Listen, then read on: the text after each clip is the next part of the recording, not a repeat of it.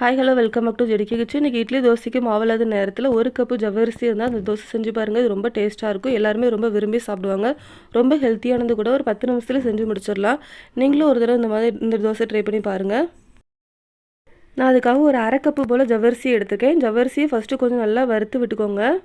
நீங்கள் மாவு ஜவ்வரிசி, நைலான் ஜவ்வரிசி, எந்த ஜவ்வரிசினாலும் எடுத்துக்கலாம். நான் அன்றைக்கி மாவு ஜவ்வரிசி எடுத்திருக்கேன்.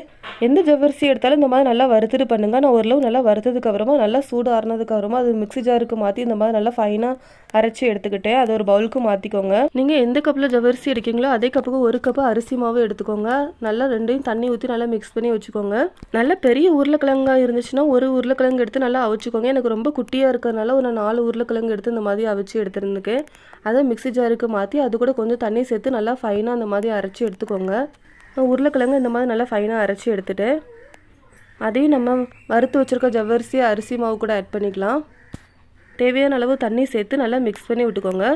இது மாவு கொஞ்சம் நல்லா தண்ணியாக தான் இருக்கணும். அதனால் கொஞ்சம் தண்ணி ஜாஸ்தி ஆட் பண்ணிக்கோங்க. நான் கொஞ்சமாக இஞ்சி இந்த மாதிரி குட்டி குட்டியாக கட் பண்ணி வச்சுருக்கேன். ஒரு 2 பச்சை மிளகாய் எடுத்து அதையும் குட்டியாக கட் பண்ணி வச்சுருக்கேன். கொஞ்சமாக கருவேப்பிலை, கொஞ்சமாக கொத்தமல்லி தழை அதையும் குட்டியாக கட் பண்ணி உள்ளே ஆட் பண்ணியிருக்கேன். தேவையான அளவு உப்பு ஆட் பண்ணி நல்லா இந்த மாதிரி மிக்ஸ் பண்ணி விட்டுக்கோங்க. இது கூட நீங்கள் ஒரு பெரிய வெங்காயம் கூட குட்டியாக கட் பண்ணி ஆட் பண்ணிக்கலாம். ஒரு கேரட் இருந்துச்சுன்னா அதை கூட துருவி உள்ளே ஆட் பண்ணாலும் டேஸ்ட் நல்லா தான் இருக்கும். ரவா தோசை ஊற்றுற மாதிரி தான் ஊற்றி எடுக்க போகிறோம். அதனால் மாவு கொஞ்சம் நல்லா தண்ணியாக இருக்கிற மாதிரி பார்த்துக்கோங்க. தோசைக்கல்லில் எண்ணெய் தடவிட்டு இந்த மாதிரி ஊற்றி எடுத்துக்கோங்க. மேலே லைட்டாக எண்ணெய் ஆட் பண்ணுறதுன்னா ஆட் பண்ணிக்கோங்க. 2 பக்கமும் திருப்பி போட்டு வேக வைக்கணும்னு அவசியம் இல்லை. ஒரு பக்கம் வந்ததுக்கப்புறமா இந்த மாதிரி திருப்பி எடுத்துக்கோங்க. இதே மாதிரி எல்லா மாவையும் சுட்டு எடுத்துக்கோங்க.